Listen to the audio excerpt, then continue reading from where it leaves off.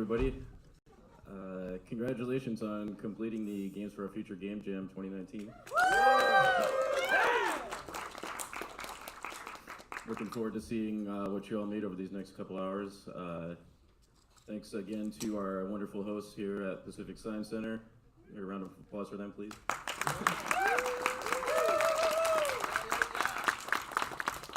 If you're not a member already, you should think about it. Consider giving back to them who have given us so much over these past few years with game jams and everything. We honestly couldn't do it without them, so hopefully everybody will support them at least in some way. Thanks to the University of Washington for providing all the researchers and research mentors that were here all weekend.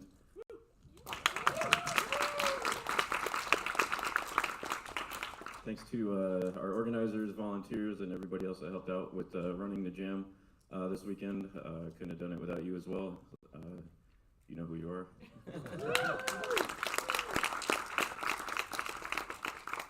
If this was your first time at a Seattle Indies event, I hope you had a great time. If not, I hope you still had a great time. If you want to find out more information about us, you can always find it on our website, seattleindies.org. We're also on Twitter, Facebook, Meetup, Patreon, all at /Seattle Indies, and YouTube and Twitch as well, where you'll be able to find the recordings of these presentations later on after you're done, if you want to go back and watch them again. So that's about it for me. I'll bring up Daniel here to go through how we're going to run through this presentation here.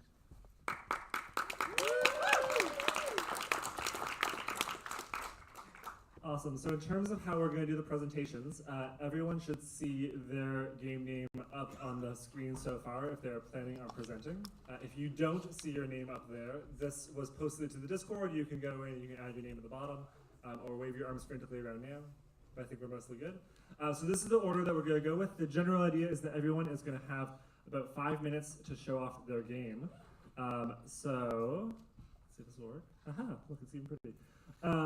What we're hoping is that you'll share your team name, who everyone is on your team, components of what they worked on, and which mentor or mentors was kind of inspiring to you, or what kind of you were calling on when you were thinking about what you were going to make for your game. And then you're going to have an opportunity to show off your game in some way. We're hoping this will be a bit of a teaser, because some games are not playable in 5 minutes. I know some games are not even playable in 30 minutes. But what we're going to do essentially is make sure that everyone gets enough time to be able to show off things, knowing that everything's uploaded to itch, so that later people will be excited and they'll go check out more things about it. On the technical side of things, I'm hoping everyone's going to bring their own computer with their build right on up here. We have a VGA cable coming out of this, and every dongle imaginable to plug that into your device. While one person in your team is getting that set up, you can start talking about your team name and your members and things like that, because it will take a second for everything just to register and for the game to go. One of the notes on that is, if you are showing off a video game and you are hoping to show off all the amazing audio that your audio person did, there's a separate audio cable, and you have to make sure your output is actually going to your headphone jack and not to the HDMI of it. And then in terms of timing for this, we down here are going to be giving you time warnings just to make sure everyone has a chance to present. And then finally, we are also having a community choice vote associated with this. So if you're on the Discord, which I have pulled up, but I don't know what channel it is. General. 2019 General. We have a polling bot. So once everyone has presented, you have an opportunity to jump onto the Discord and show off, or vote for your thing by going to the bottom and clicking on the one down here. Try to wait until the end to vote. Yes. You can vote multiple times, and you can undo your vote. So feel free to vote as much as you want. Like, as they come out, just be like, heck yeah, I like that. Okay. Vote on your phones now. I forgot to mention about next Saturday too. Oh, yes, we've all been forgetting to tell you this, but very importantly, we have an opportunity next Saturday, May 18th, to come back, hang out accurately, and show off all the cool stuff that you've been building. So what we're hoping is that teams that have made a cool thing are going to be excited to come on back, bring your stuff with you. We'll be set up from 12 till 6 back in Ackerley. You can then be able to play test your games with all the other people. So if you think of this as your teaser, then that's an opportunity to really get down and actually do the whole thing. There'll also be our guests there who might love to see and play your games as well. So that's next Saturday, May 18th, 12 to 6. And I think it's set up as a, You can find it on our meetup. you can find it on the Seattle Indies meetup. With all that in mind, let us get our presentation started. So our first team up, the team is Team Bewilding. That's right. Perfect. Team Bewilding with Seed Our Future. And then on deck, we've got Political Party with Political Party, who still doesn't know their favorite ice cream flavor. Yeah.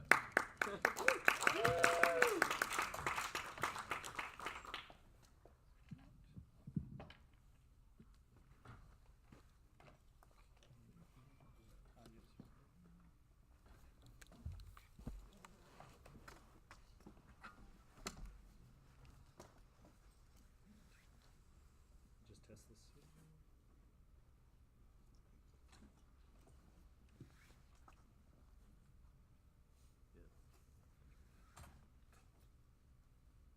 Your volume's muted.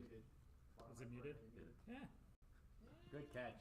Good catch. And it's going to the Oh, you got changed from the VGA display to. To this guy? Yep. Yeah. Perfect. Hey guys, our team is Team Bewilding. I'm Todd. I did a lot of the Unity programming, and we've got Steven, who did a lot of the back end kind of work, and we've got Jacob, who did the music and audio. So our game is called Seed Our Future, and we were very inspired by Jennifer's collective action, and also Sarah's sort of nature connectedness. So those were the two sort of themes that we centered, resonated with us when we were doing this. So we created an augmented reality app, and sort of the premise is that you are having a persistent world, and you can put down little notes for other people to see, things that you want to see happen in the world. Whether that's, you know, this pothole that needs to get fixed, or you have this really grand vision. We want to be able to open this sort of dialogue with as many voices, and that's sort of part of the Green New Deal, is to get everybody's voices heard. And so that was another big inspiration for this app, is getting those voices heard and seen. And the nice thing is that you can have, with augmented reality, you can sort of contextually tag things that you want to highlight. So like I mentioned, the pothole as an example. So we had this grand vision in this app that it would be multiplayer. And right now, Steven is walking around, and you can see him in the back, and he is kind of showing off that he's going to put some trees down. So the whole gameplay mechanic is you throw down a seed ball, and that seed ball sprouts into a tree, and that tree, then you can write down your tree idea. And so what Steven is doing right now is basically planting some of those trees down, and then we're going to have it, he's going to come back up here and show it from a different perspective that they're all persistent. So I'm going to show you this video. Here's just us, our team, right? And we'll just get playing.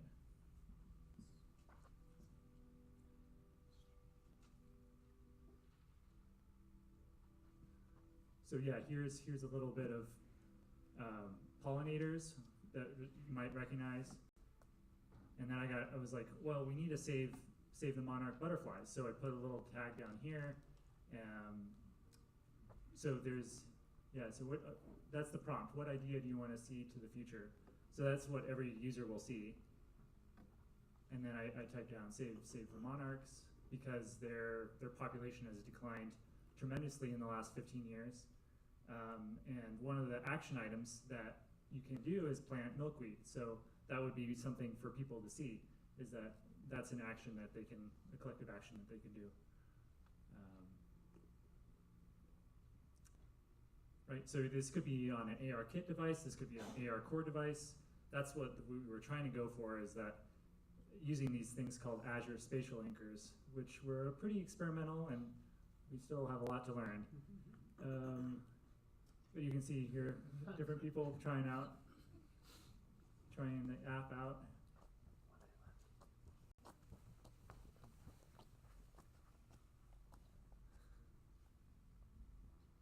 Yeah, so we learned a lot from doing this.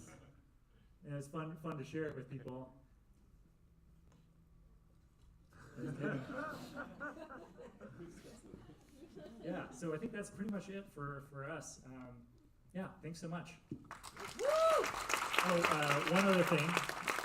We are going to try to show this off, this multiplayer. Steven, are we going to do this? The API is currently unavailable. Okay, we're not going to do this. All right, cool. Thank you so much.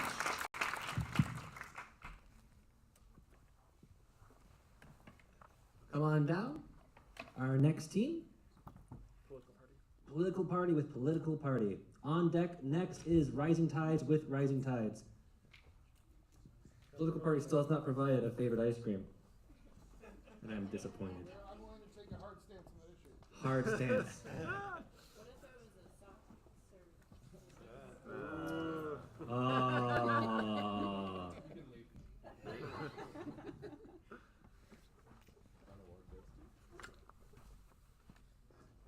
As we set up real quick, I'm going to lay down some ground rules. I am the clock keeper, and I'm going to try and have some Google Slides over here that says 2 minutes left, and then one that says 1 minute left, and it says no time, so flash, and I'm going to come and give you a stink eye. Don't make me like physically remove you. You know how swole I am. I totally could do it, but we will try to signal for you to get off the stage. We're currently tracking on schedule.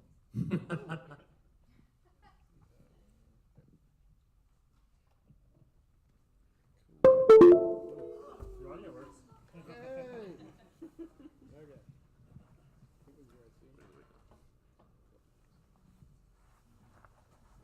Okay, so intro our game. Yay. So, I'm Rob. We got Avery and Justin. So we worked on a game that was actually dealing with political issues of environmental change. Any sort of activity that we do in politics has a cost, both financially, but also in terms of what's called political capital. So enacting things like the Green New Deal, basically those things have consequences not just for us, but to other people in the political sphere. There's actually a political theory called selectorate theory that is the fact that we are all part of the electorate. We actually choose in a democracy who actually becomes the leader. But there is another subclass that is part of the electorate called the selectorate. And those are the people that actually support those candidates and actually help decide who can be the leader. Those are people that provide funding or have the political connections that actually get someone into the position they can actually be an elected official and make the decisions. So oftentimes there's a slight difference between what the selectorate wants and what the electorate wants. So we built a game that is based on being an elected official, or rather being a political party. Because in politics, it's not really about the individual, it's about the collective. And the collective also supports candidates themselves. So in our game, you're actually advising candidates on how they should vote on various issues. Some of those issues relate to your agenda and others do not. In the case of, let's go ahead and highlight an issue real quick. So, yeah. We get it, show. There we go.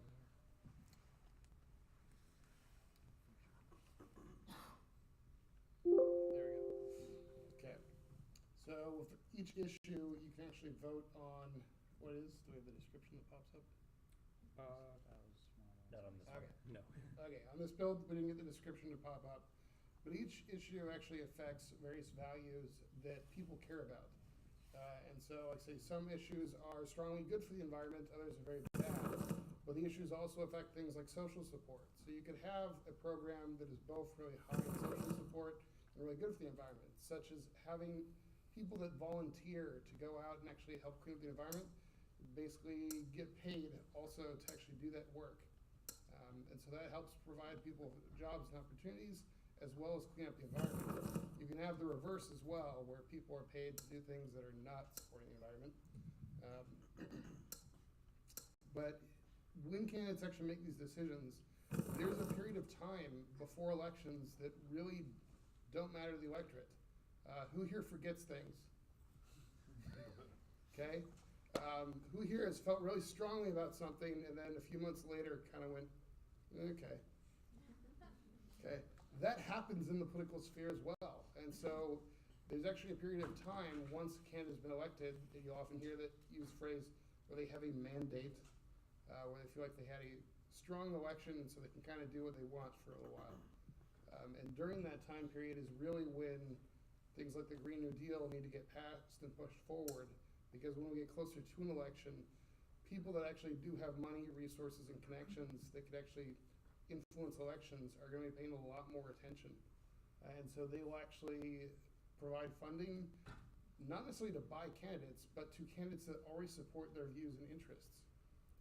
And so when you're closer to an election, you need to be much more cautious about actually getting more money and actually making decisions that will keep you in office and please the electorate. So, you guys have any comments? Want to go on that?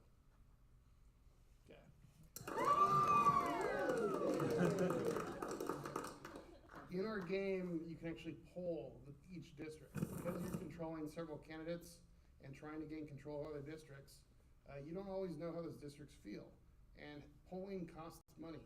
It's not like you just have a group of people that will call up and have everyone answer. You have to actually reach out and talk to people, which can be kind of scary at times. So, but when you get a poll back, it's not 100% what people feel. It's a sample of people. And actually, in our game, people are actually actual people. There's literally a population that have their own unique interests for each person. And it takes a random sampling of those people, finds out what they are, and that's what gives you the feedback. That may not necessarily, or your sample may not actually represent the totality of the district that you're voting in. In addition to how candidates, or how the population feels about a single issue, may not reflect how they feel about a candidate. So candidates have something called charisma. Who here has ever really disagreed with someone but still liked them as a person? It happens, and that's important in politics. You need charismatic leaders to get through unpopular, issues. So in our polling options, you can actually poll for a specific issue, or you can poll for how people feel about the candidate. So when you get closer to the actual election, you need to watch how people feel about the candidate, because that's what's going to determine whether they get reelected. So how the people actually feel about the last few issues candidates vote on also affects their opinion on the candidate. So, cool. Any questions? Cool. Thank you so much. That was Political Party with Political Party. Next up, we have Rising Tide. On cue, we have the Iceberg Gang with Ice Bears Care. You're on cue. As a reminder, we have a cool community voting app. You can just vote from the comfort of your phone. They're all in order in the presentation. You can vote multiple times. They'll all be tallied up. They're anonymous. Feel free to vote for everything you like. Here's Jesse. Do you want to walk around?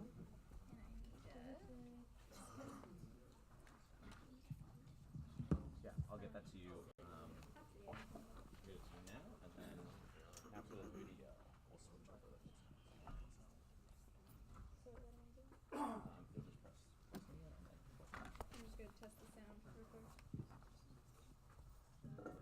Yeah. It's working. Hello everybody. Woo! Thank you. We are Rising Tides. A name we found out too late was trademarked. We are presenting Rising Tides, a cooperative climate change survival board game. I'm Jesse Shepard. We have Sonia, Zoe, Laura, Mike, and Kira. And we also had some help from Derek, Spencer, and Marco, who I don't think are here. We all got our hands on the ball in terms of design of the game and the physical board game, production materials, writing, you name it, we all contributed. I think we have a video to show. All right. Without further ado, this is Rising Tides.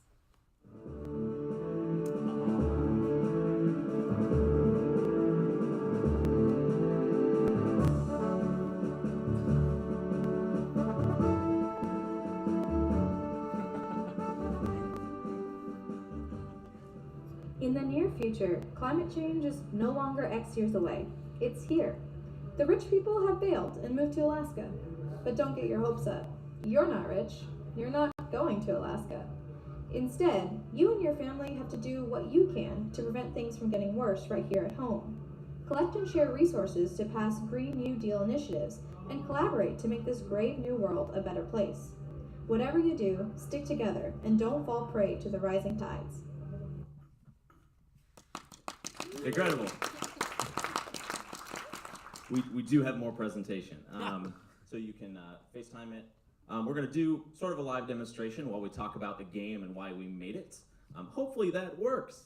I'm going to leave the technical stuff to these very smart people while I tell you about the game. As you can see, it is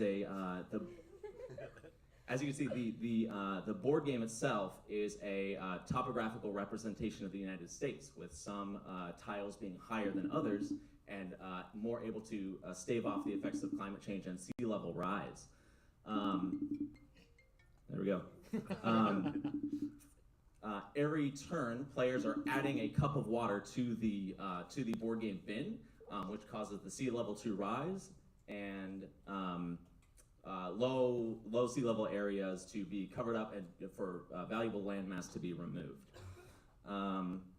Players can take a number of actions on their turn to help survive climate change and eventually help enact legislation to stop the effects of climate change and accomplish Green New Deal agenda items.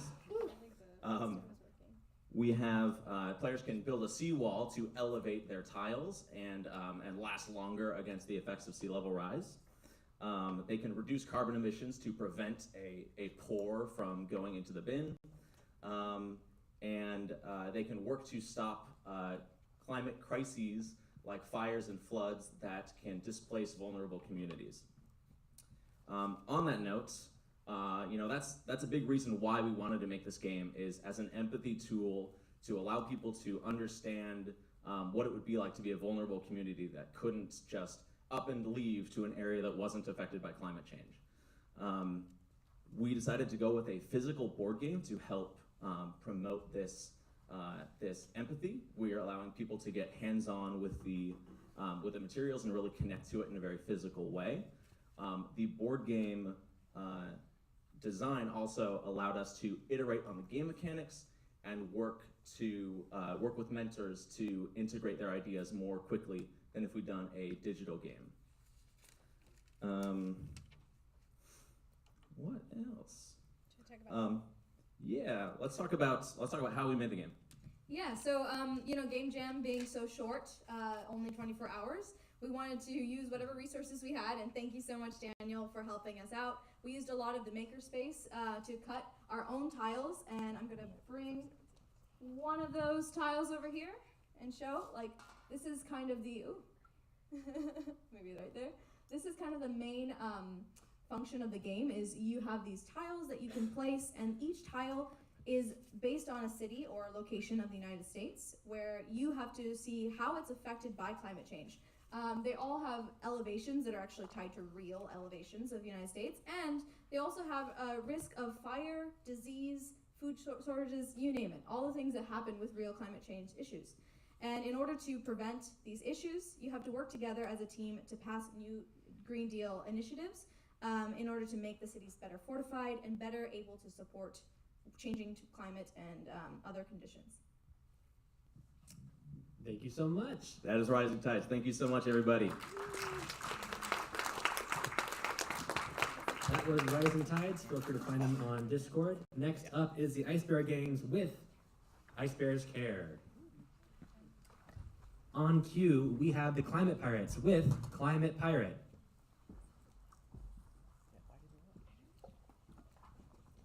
That last presentation was by far the most hands-on presentation I've ever seen, and I'm very excited about seeing that to show and tell.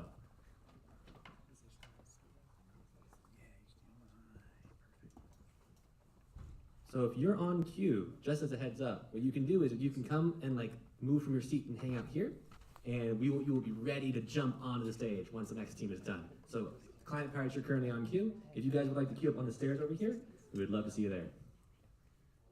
Here is Ice Bear Cares.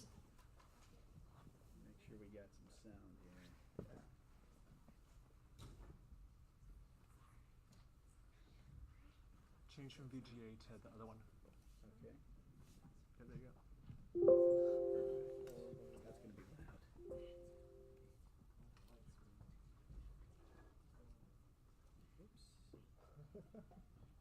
Clock's right here.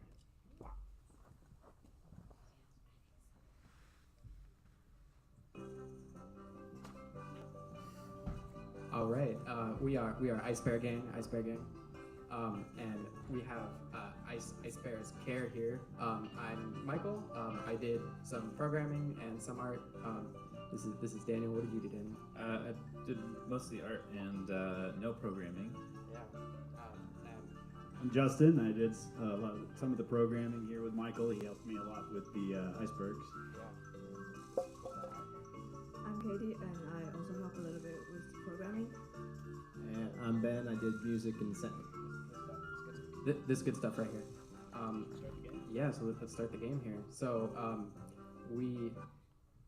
Daniel had this amazing, wonderful idea here that he was so passionate about saving polar bears and saving little children on icebergs from climate change, because the polar ice caps are disappearing, and his solution here was this wonderful gigantic stapler. And so we're putting these icebergs back together so that they don't melt. And yeah, it was a wonderful, difficult process.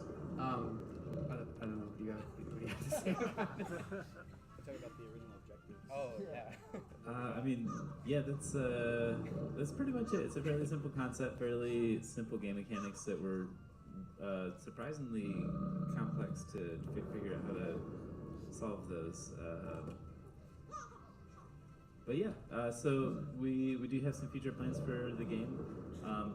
You are supposed to be seeing staples flying out of your swing line stapler to staple the icebergs back together, but we couldn't get those in quite in time. And for future levels, we'll have multiple icebergs that we'll have to kind of co-manage. We're making it kind of easy right now because you get to save the bears and your child at the same time, who's up hanging with the polar bears. They're very trustworthy. But future levels are a bit more difficult, and you might have to decide whether or not you're going to save the humans or save the bears, or if you're good enough, maybe save them both.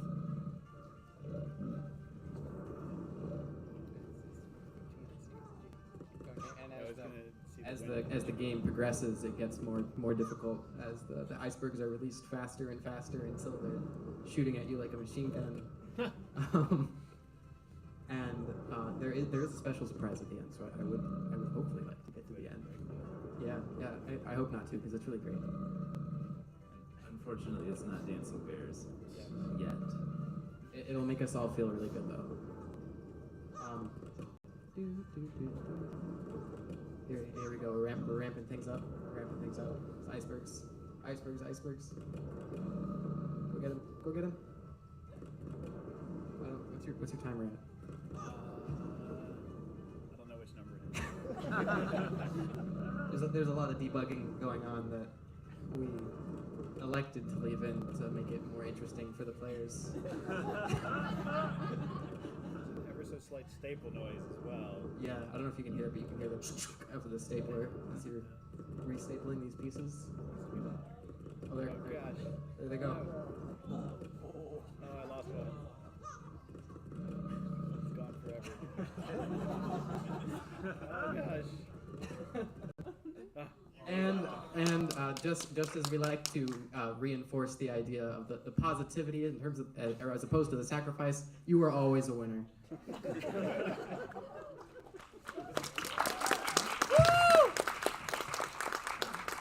That was Ice Bear Cares. You can find them on Discord. Next up, Climate Pirates with Climate Pirates.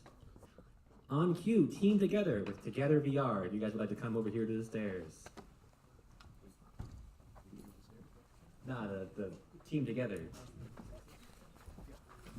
Note to all the scientists out there, why haven't you guys thought of staplers yet?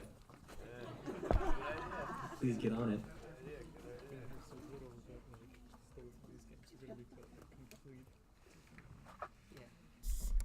This microphone? That's the microphone, that's right. And I'll have the clock over here. Okay, we are the Climate Pirates, and we made Climate Pirate. And once we get this little set up, in the meantime, I'm Dan Scalise, and this is Omri, and we're both the programmers, and Matt helped us with the art. Yeah. So we were kind of inspired by, I hear the sound. We were inspired by the video that Jennifer showed at the end of her presentation and how oil companies have been, lying to people and manipulating the whole world, basically, of lying about climate change, right? So we said, how can we make this more public knowledge? How can we get out there? And what we did is we decided, well, here's what we'll do. We'll make an action game, because that might appeal more to people who don't necessarily always chat about climate, right? And so we made Climate Pirates. Now you can play. So, what is it? So imagine you're in this world and your city just, it got sunk underwater because of all this rising tides, right? And now what happens is you set sail in search of vengeance against the oil companies that lied to you about climate change. And you set sail. Right. Yeah, so what you do in this game, it's a nice little pixel art. You go set sail as a pirate and you find these oil tankers from the famous oil company Clam. And it's a fictional company. You board their ship and you steal their oil and you basically protect it against being burnt and turned into CO2. That causes their stock price to go down, which in turn will reduce CO2 emissions. These guys don't want to board them. Yeah, oh man. Yeah, so it might not be such a realistic thing, but our hope is that people see this and they start to think, oh man, oil companies, they're not so great people. And what I'd really like to do in the long term is get more people, or more information in the game about oil companies and what they've really done. And also, you might notice at the top of the screen there's a bar, and it shows the global temperature.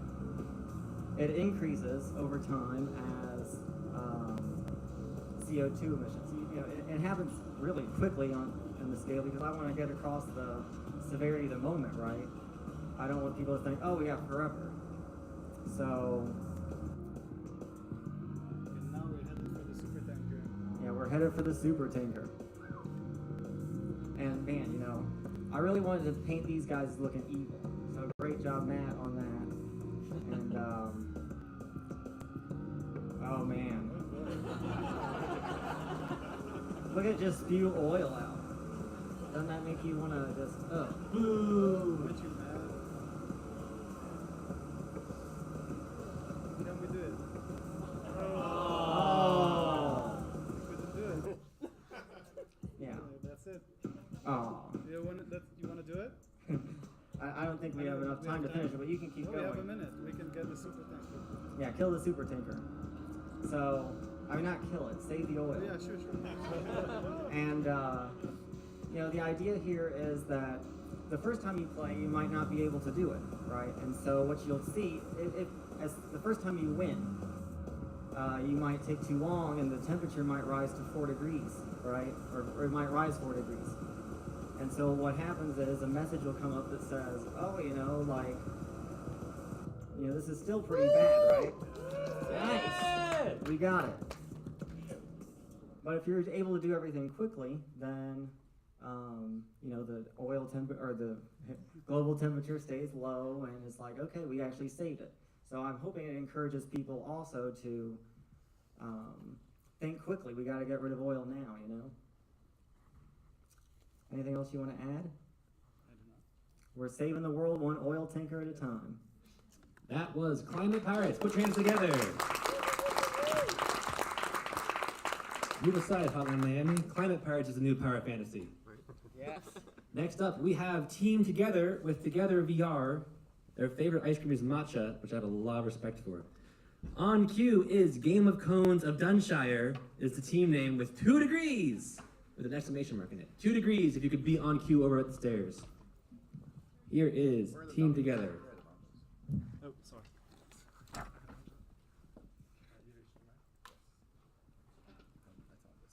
starting the timer now. Hello? Alright. Okay. So, the talk about empathizing and getting closer to nature is the one we felt strongest about. So, we decided to make a game all about raising a tree from a sapling. And so as you watch this tree grow and hopefully grow emotionally with it, you can empathize with nature more and care more about climate change. Do it. Who are we, by the way? Oh, and we are Team Together. What's your name? And I'm Kate Anderson. Do. And I'm Kate Anderson. This is Ray. This is Marcel. We did the programming. Here's Camden. There's Soriani. They did the art. Woo! Woo, dongles.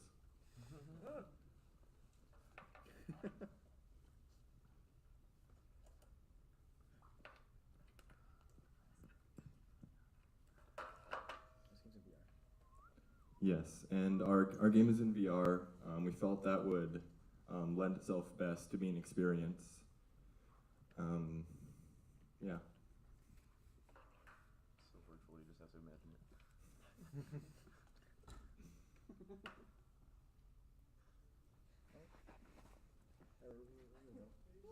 Woo!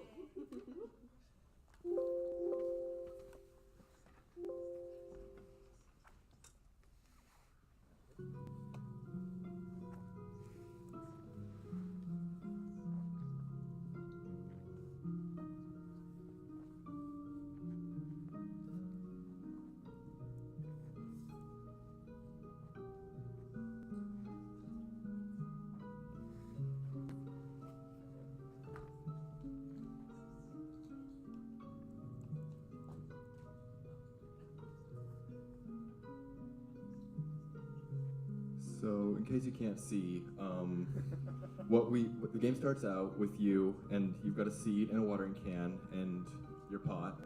You place the seed in, and you plant your tree. And then, as you water it, it will slowly grow, and over the course of several days, or several years, depending on your interpretation, the tree will grow.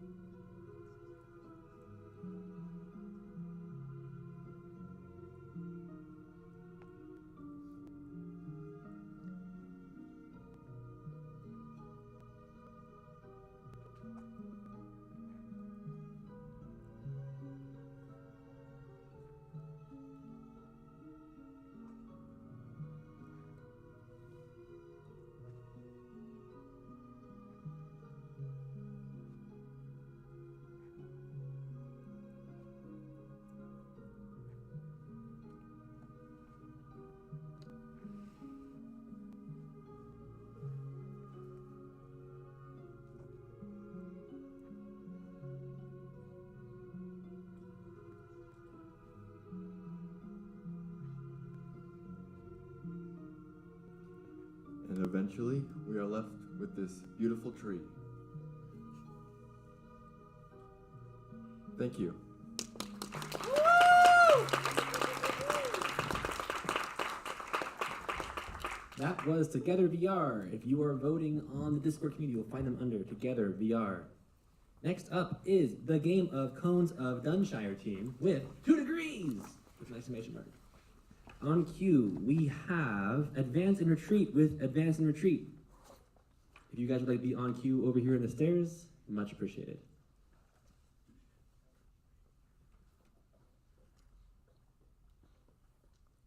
That was super cool.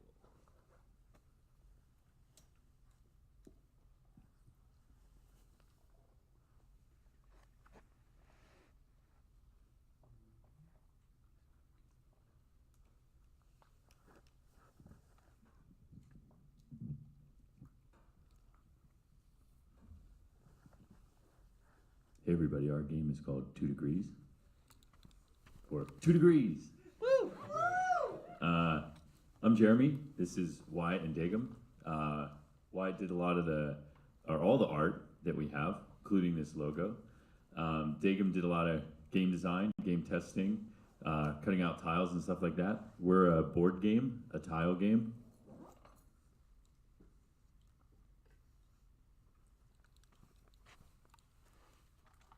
Hold on, let me fix this.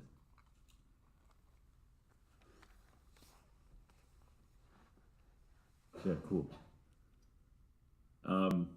Okay, so we wanted to focus on the rising temperatures, and specifically once we get past 1.5 degree of temperature rise, then all hell breaks loose. So the goal of 2 degrees is to build a civilization that both mitigates the rise of global temperatures and adapts to the inevitable destruction. So you have 3 main goals. You want to connect your cities with high-speed rail, preserve and grow large forests, and build wind farms. The problem is that as your population grows and builds new cities, the average global temperature will continue to increase. And as that temperature rises, climate crises will become more frequent and more devastating. So your goal is to end the game as close to a utopia as possible. So there's a bunch of tile pieces. You set those up as your compass rose to start with. There's a bunch of crises cards. You shuffle those. You shuffle your world tiles. And then you assign, we're saying about 4 people would play it. So then you assign each person a role. Someone's going to be the Department of Science, Transportation, Energy, and Forestry. And all those people will get a clipboard to help monitor the situation. Choose one person to be the crisis manager, and they'll get the crisis manager clipboard. So these are like some of the components. So you have on the left a crises card. It's forest fire, where you have to do some damage to some of your forests. These are the tiles in the middle, so you set those down. We have cities. That's a high-speed rail. That's a tile with wind turbines on it. That's a forest, things like that. And over on the right is the Department of Energy clipboard. So they keep track of how many wind farms you've created. And a wind farm has to be tiles that are beside each other that have turbines on them. And those turbines have to equal 4 or more turbines. And then you have a wind farm. So each round, the crisis manager starts. Everybody takes a turn putting a tile down. And then at the end of that round, you have to deal with whatever crises comes up. So let's see if we can play a quick round. So this is kind of what a board might look like. We've laid our tiles down, things like that. And we flipped over our next tile. Ooh, and it's a city tile that has a T of high-speed rail. Do you think we should put it here? A little noise for people that think we should put it here? Okay, a little bit. Because we want to avoid building new cities. Anytime we build a new city, global temperature goes up 0.1. So if we put it there, the temperature would rise. What about here? Yeah, maybe let's just build it on that. Okay, yeah, you guys are pretty smart players. So the round ends. We have to draw a number of crises cards. Because the temperature is 1.3 higher than what it's been, we have to draw 2 cards. So the first card we draw, oh, it's heating up. So we got to get a report from our Department of Energy to see how we're doing with our wind farm manufacturing. Okay, we got 1 wind farm, so we're in the yellow. So that's what that card said. Because we're in the yellow, global temperature only goes up by 0.2. So we talked to our Department of Science, they record that. Okay, now on to our next card. Oh, it's a cyclone. We're gonna have to destroy some of our wind turbine tiles. We gotta check with Department of Science because that determines the severity of this damage card. So it's we're in the yellow, so we gotta take away 2 of our wind turbine tiles. So we take away that tile. Man, that's a bummer for the Department of Energy.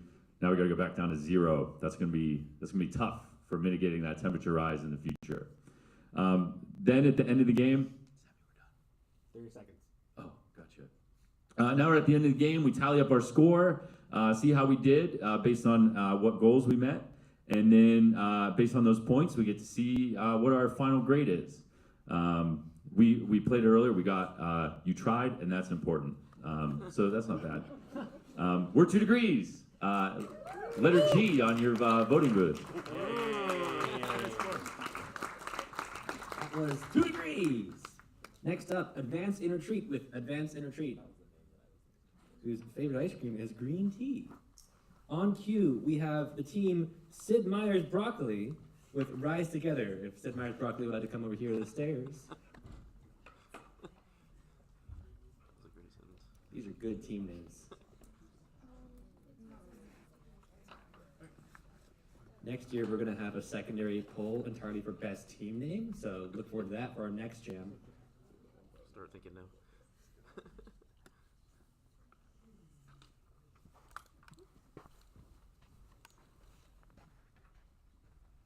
All right, so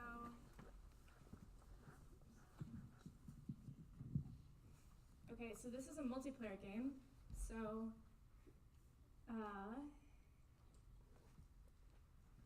everybody can join in.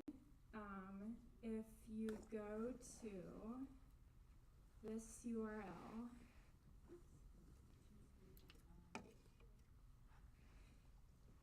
yeah, I can put that in Discord. So the idea behind this game is that we have a huge challenge in front of us, and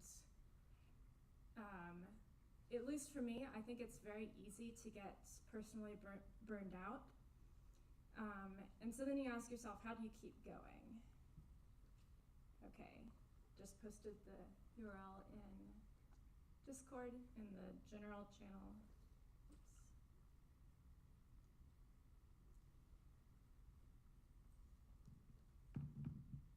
Okay. So you should, if you go to it on your phone, you should see this client here. Yay, everybody's joining. So it's really easy to get burned out, I think. So this main screen is showing everybody like contributing to our, like, the main goal. Oh, I hear people going into retreat mode. And the idea is, like, each of these little things, you can, like, plant trees or build a wind turbine, like stuff that would be in, like, Project Drawdown or something.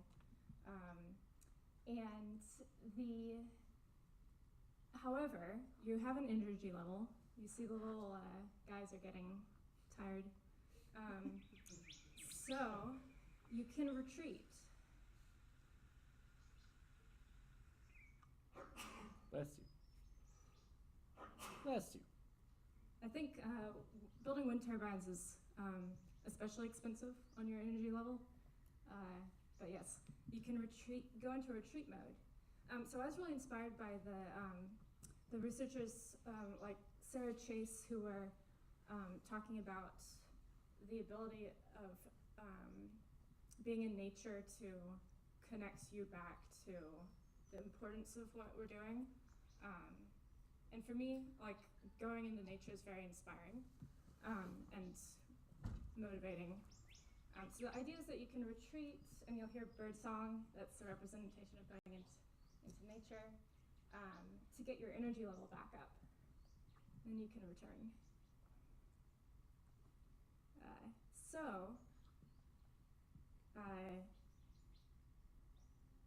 There is probably a little more to do on this.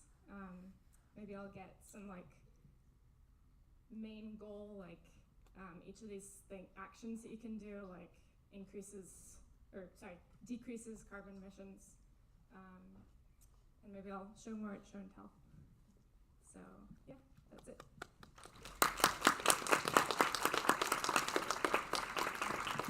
That was Advance in Retreat with Advance in Retreat. That's on your Discord. Next up, Rise Together from Sid Meier's Broccoli. Rise Together. On cue, we have Climate Utopia. Climate Utopia, if you would like to come over to the stairs and be on cue, Climate Utopia.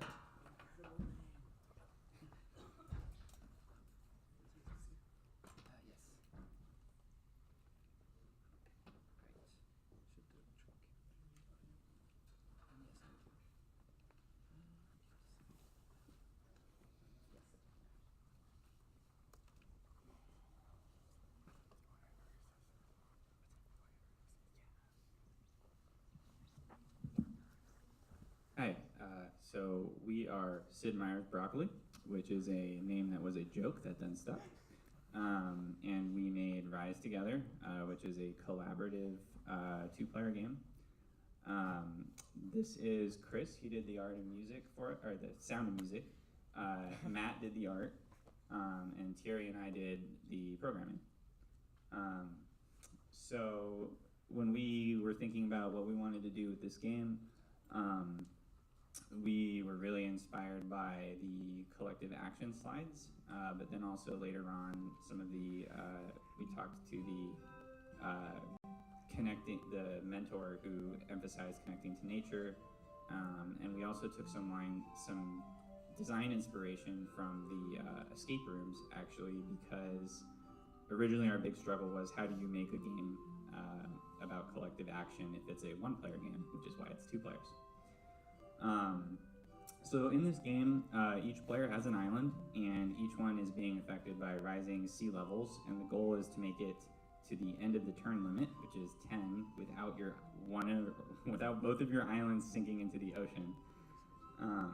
So on the screen, we have a list of resources.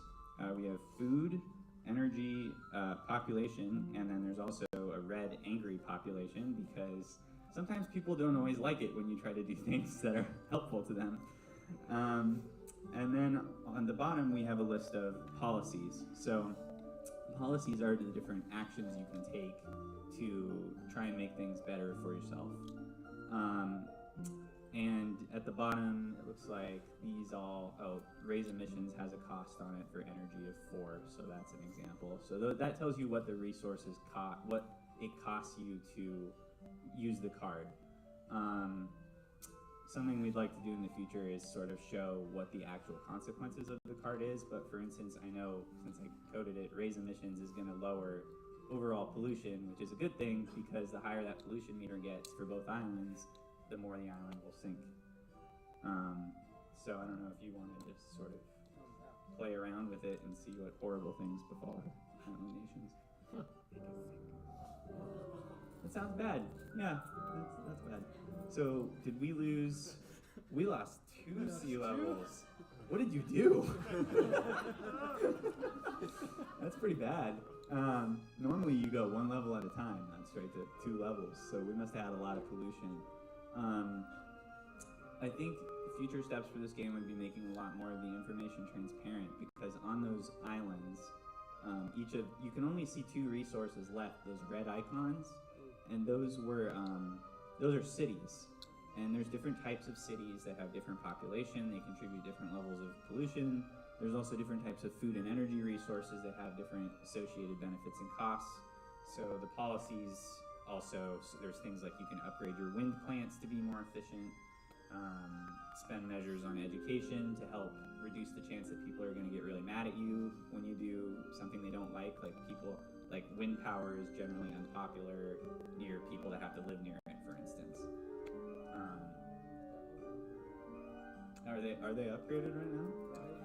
Oh, they're all angry. Well, I would be angry too if my island sank like that, so that makes sense.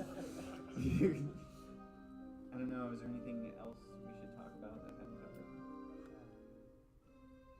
You don't think so? Yeah, I think that's about the gist of it for now. So, one thing that occurred to me.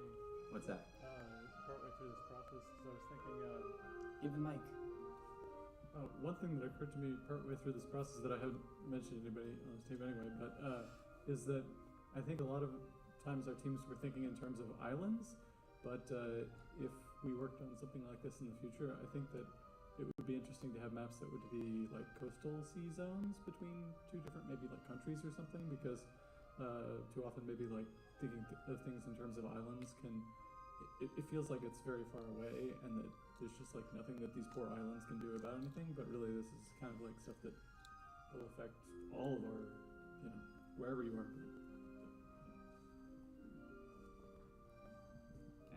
I think that's it.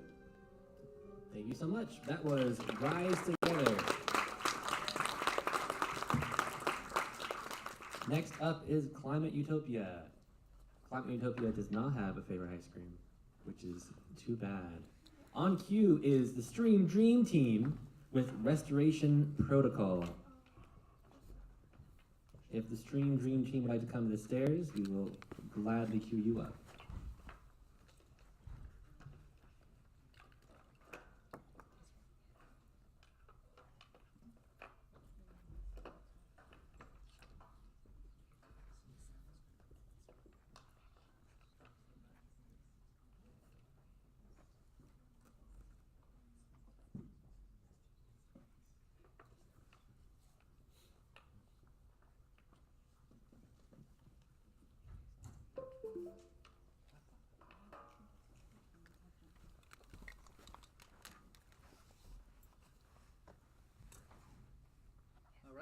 So we are Climate Utopia.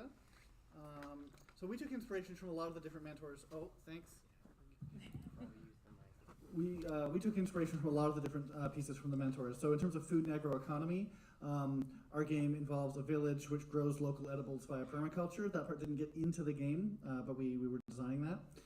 Nature connectedness is vital, so our game takes place in a village in the future that's ensconced in nature.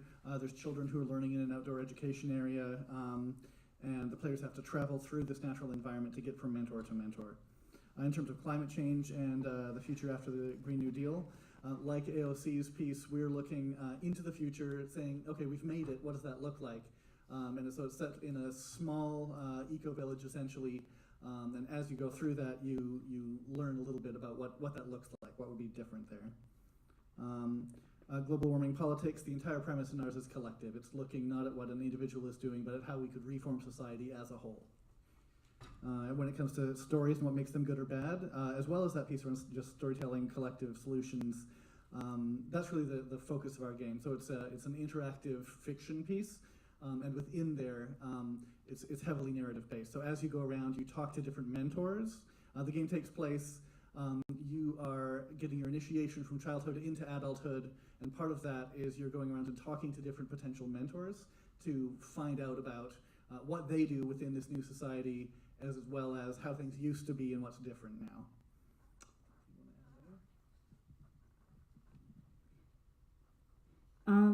Yeah, so like he said, basically this is set in the future, and it's narrative. It's also about radically changing the society, people in small groups of 30, using technology that is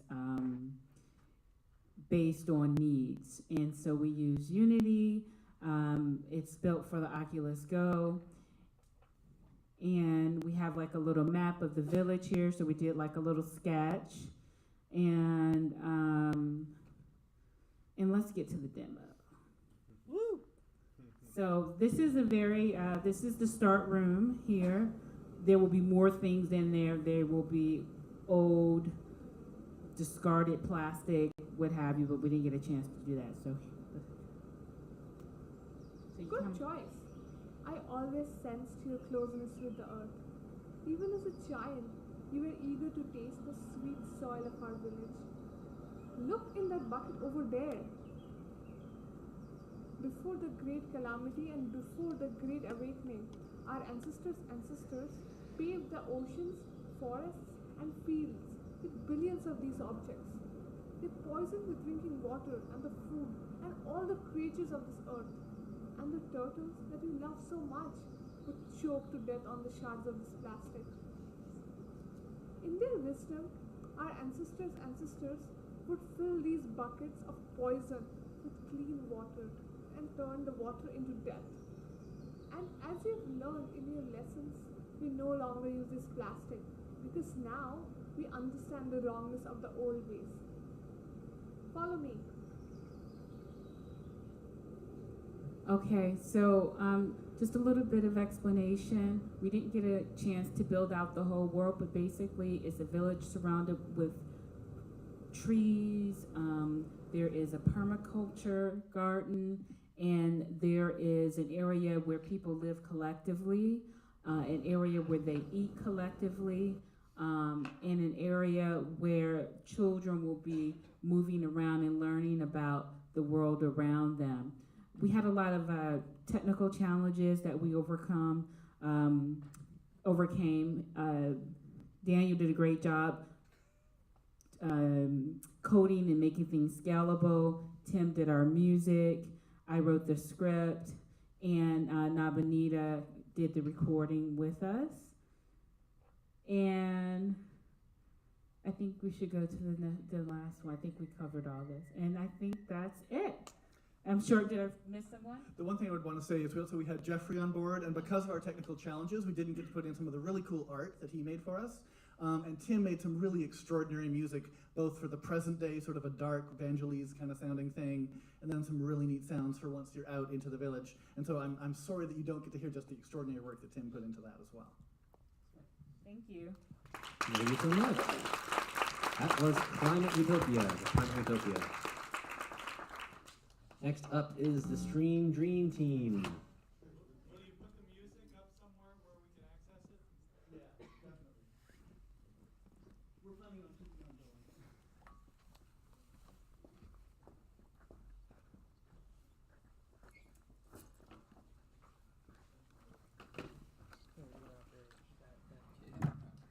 All right.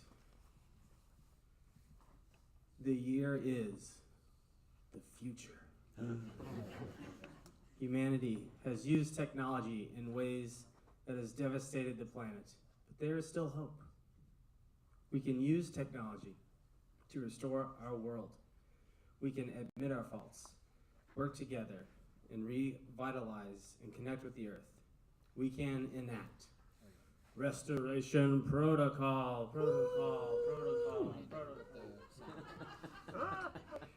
So our team name is Stream Dream Team. That comes off of the fact we're using an alternative controller device called the Elgato Stream Deck. It is not meant for the purpose of making games on it, but we like to make games on things that are not meant for the purpose of making games on, because it's kind of fun. The members of this team, we had help from one other person who wasn't here. So artwork was Lex Lee, and then myself and David did a little bit of art here and there as well. Music by Robert and Jacob. The programming by myself, Matthew, and David. The sound was by Robert. We were inspired by a lot of the mentors, and we talked to a few of them at least. Mostly what kind of stuck around with us was the idea of nature connectedness and the whole cooperative escape room simulation type of thing. So we basically created a game where you can see one player will have the Stream Deck, and it's kind of hidden information. You could play it by yourself and look at both, but the point is, one player is on the Stream Deck, the other has a desktop, and they can see this kind of wasteland, and they move their drone around, but they don't know where any of the good ground is. So the person with the Stream Deck can send out a ping, and anywhere there is fertile ground, you'll see an extra little ping happen, and you can tell the other player to move towards that location.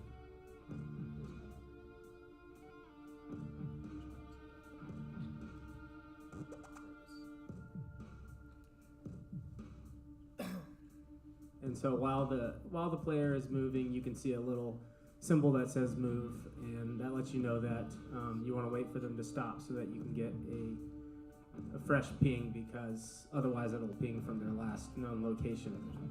The technology is a little shaky while moving because it rattles around a bit, you know. But yeah, you can see a little, there's a little plant icon that shows up and shows you where you found. You can see there on the left, there was a little extra ping showing him which way to tell the drone player to go.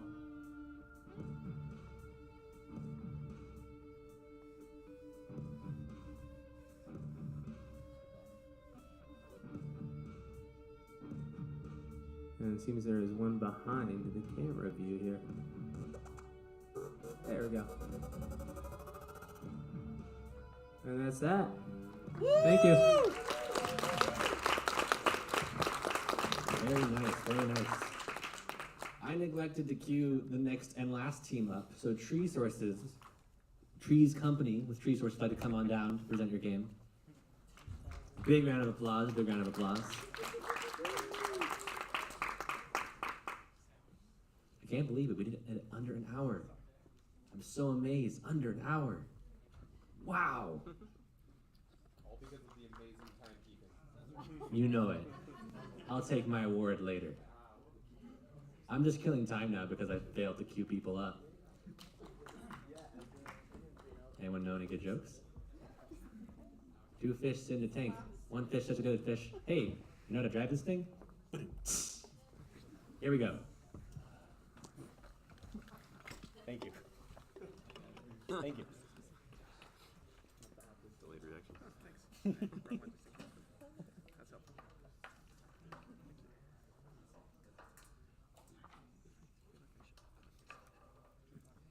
Yes, yes.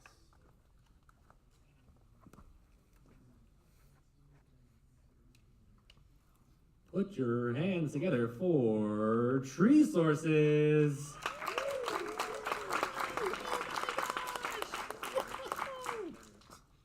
Are we live? Nope.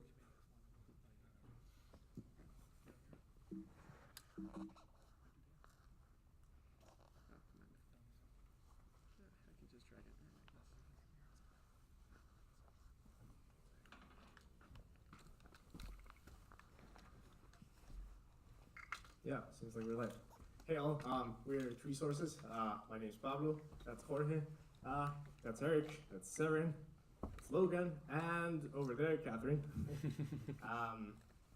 And we created a little game, named it Tree Sources because we didn't have a better name. But, alright.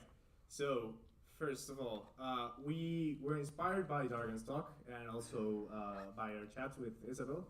And as we were inspired to take action about climate change for the future by Darwin.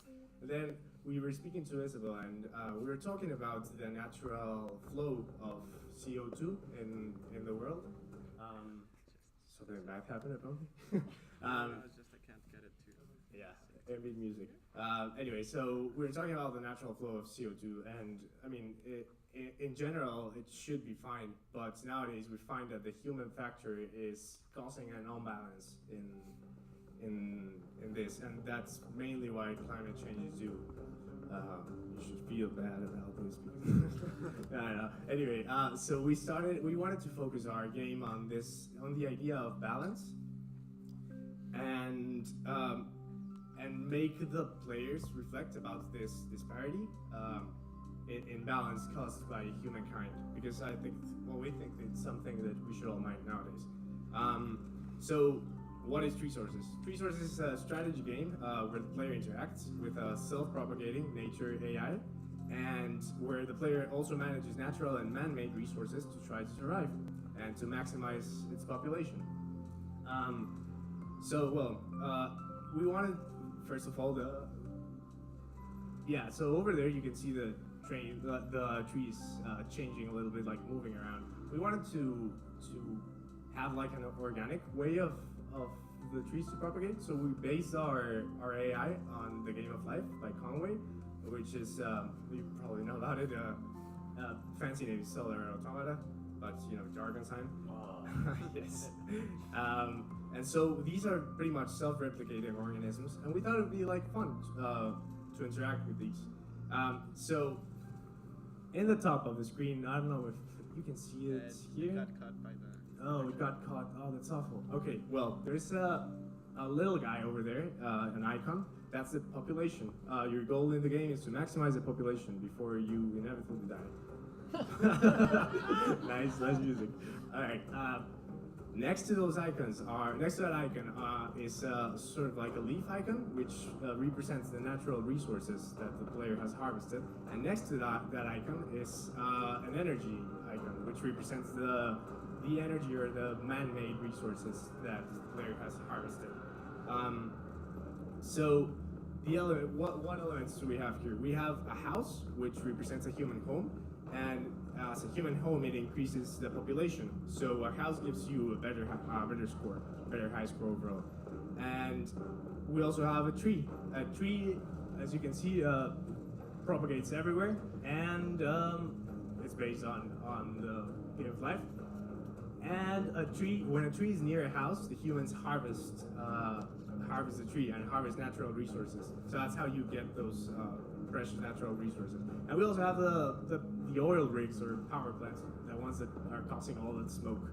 So those pretty much consume natural resources and also grant the player energy points. So I think it's something like 3-to-2 ratio, 3 energy resources, plus 3 energy resources, but minus 2 natural resources. So the game in general, the general tendencies of the game is that nature thrives by itself, and so it sort of like behaves in a clustering pattern, as you can see. Right there, it's actually pretty cool because it's reached the state of, almost. I thought it had reached the state of balance, but anyway, that is possible. So nature, as you can see, kind of thrives by itself and is driven in clusters. So this is pretty cool because once the humans interact with it, nature stops behaving like it should. So the artificial element modifies the sort of like the cellular automata of the trees, and the trees start to die more often. So yeah, as the population keeps increasing, they start consuming more energy, and at some point in the game, if there's too much population and too few energy resources, they will take away they will consume all of the energy resources, and then after they have no energy resources, mainly because you won't have natural resources at that point, humanity starts to die. So you have to act really, really quick and get more trees and more houses to harvest the natural resources and get more plants. So yeah, in a way, it's kind of inevitable death in the end, but you really, really have to be very wary of where you place your tiles, because you will tamper with the behavior of nature. And in the end, if you are very careful about it, you will reach sort of like a balanced state, but also the time will, so as to get the player to act with more pressure, the time will begin to pass more quickly. So you have to be real quick on your feet. And yeah, pretty much, I think that'll be the game. It's ultimately a strategy game with sort of rock, paper, scissors trade-offs, where the balance is the key. And in the details, for example, we had an awesome audio team that oh god, yeah. Well, thanks audio team, you did great. We had different changes of mood. Just to conclude, we wanted to create a game that made the players reflect on the balance between natural and human produced resources. And playing as humanity, we think, is done to encourage this. And also playing as nature and messing with nature encourages empathy to the environment. Thanks everyone. Thanks Dog. That was Tree Sources. Thank you very much. Sorry. You're all good, dude. You're the last presentation. Whoa. Thank you so much, everybody. Thank you so much for listening to everybody's presentations and sharing your presentations and jamming throughout the week. Big round of applause to everybody involved. So, this is the rest of the agenda for the night. You're going to spend about 20 minutes. Our judges are going to go and deliberate and determine on who wins what awards. And we're going to come back and we're going to review all the winners. We're going to announce the community award and all of our individual category awards. So they're going off and going to go do that. In the meantime, though, we're gonna go back and we're gonna eat some more of the food. There's still some good Sammys. Please help us take away the Sammys. And we're also gonna go back to Ackerley and we're gonna go and help clean up. And we're gonna play other people's itch.io games. Speaking of which, or board games, if your game is not currently on itch, please upload it. What's up, Sonia? Sorry, if you're a judge, please go to the classroom where we just ate so that we can deliberate. It's gonna be difficult for us to get Sammys if they're deliberating in there. You announce it. What's that? You announce it. They didn't hear it. If you are a judge, please go to the classroom where they're eating the Sammys before to do the judging. I will steal the Sammys and I'll bring them back to Ackerley. So everyone go to Ackerley. I will get all the food and I'll bring it back. Andrew will need help as well, so please come help me. Nope, you got it Oh all yourself. no! I can't do this all myself. Please upload your game to HIO. 10 out of the 12 are uploaded. If you are uploaded, if you're still in draft, you're not live. I will hunt you down. See you next Saturday. See you next Saturday for the show and tell. The show and tell will be next Saturday. In 20 minutes, we'll be doing the final presentations for the awards, and we'll make these announcements again. Sing us a song. What's that? Sing a song. Sing a song.